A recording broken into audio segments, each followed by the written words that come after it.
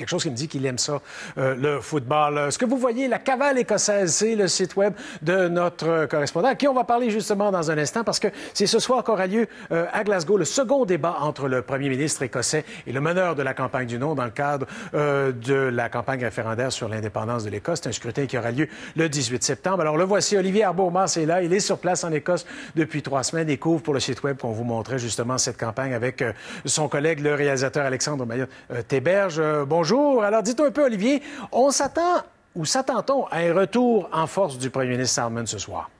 Oui, exactement. C'est ce à quoi on s'attend d'Alex Salmond, qui, dans le premier débat, il y a environ 3 semaines, avait déçu. Salmond, c'est un politicien passionné, et c'est lui qui porte le projet d'indépendance. Le premier débat, il avait paru un peu amorphe et surtout, il avait fait une grosse erreur face à son adversaire, Alistair Darling, le meneur de la campagne du non.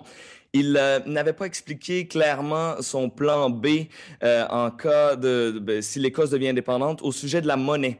Donc, il s'est simplement résigné à dire qu'une Écosse indépendante utiliserait la livre sterling. Et ça a créé beaucoup d'incertitudes et d'inquiétudes dans la population. Bon, quels seront les principaux enjeux qui seront abordés ce soir? Il y a la monnaie, assurément.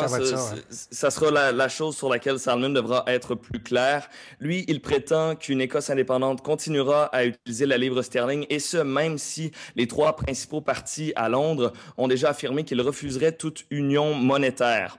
Or, Salmond peut continuer à dire que c'est la meilleure chose pour une Écosse indépendante d'utiliser la livre sterling, ou il peut expliquer son plan B. Mais s'il continue à dire que l'Écosse continuera d'utiliser la livre sterling, il devrait être plus clair et expliquer comment et pourquoi ça se fera. Donc ça, c'est la principale chose qui sera débattue ce soir.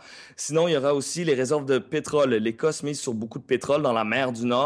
Et il y avait des estimations la semaine dernière qui disaient que l'Écosse, finalement, avait moins de pétrole que ce qu'elle prétendait avoir. Donc, une Écosse indépendante ne pourrait pas financer autant de mesures sociales qu'elle le prétend. Et la troisième chose qui sera très importante, c'est l'assurance maladie. L'assurance maladie publique qui, selon le camp du oui, serait menacée par le gouvernement du Royaume-Uni, et seule une Écosse indépendante serait en mesure d'assurer la gratuité de cette assurance santé publique. Olivier, je vous écoute, et ceux qui ont connu les campagnes référendaires au Québec et au Canada vont trouver plusieurs parallèles dans ce que vous venez de dire, dans les trois derniers points que vous venez de soulever. Mais dites-nous, bon, c'est dans 4 semaines, 18 septembre, est-ce qu'on sent qu'il y a un momentum, est-ce qu'il y a un revirement de situation? On en est, d'après vous, là, ça se déroule comment?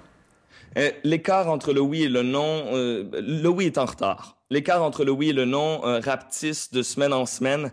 Les derniers sondages faisaient état d'un oui entre 37 et 42%. Et toujours un 10 à 15% d'indécis. Donc, c'est possible encore, à 4 semaines du vote, de voir un revirement de situation, surtout que les indécis forment une grosse masse critique, une masse qui pourrait faire pencher la balance. Et en Écosse, on a de l'expérience ici avec les sondages qui ne sont pas tout à fait précis à quelques semaines des élections. La dernière campagne électorale de l'Écosse, donc celle qui a mené le SNP, qui est l'équivalent du PQ, qui a mené le SNP au pouvoir de façon majoritaire et qui fait qu'aujourd'hui, on est en campagne référendaire. Eh bien, 1 mois avant le vote, le SNP était au coude à coude avec le Labour Party, et le jour du vote, le SNP l'a emporté par une victoire sans appel. Donc, tout est possible encore à un peu plus de 3 semaines de ce référendum du 18 septembre. Très bien, on va continuer à suivre ça. Je suis certain qu'il y aura des rebondissements auxquels on va pouvoir vraiment connecter, pour prendre peut-être pas le meilleur mot, là, mais on va se reconnaître comme ça. Très bien, merci beaucoup, Olivier.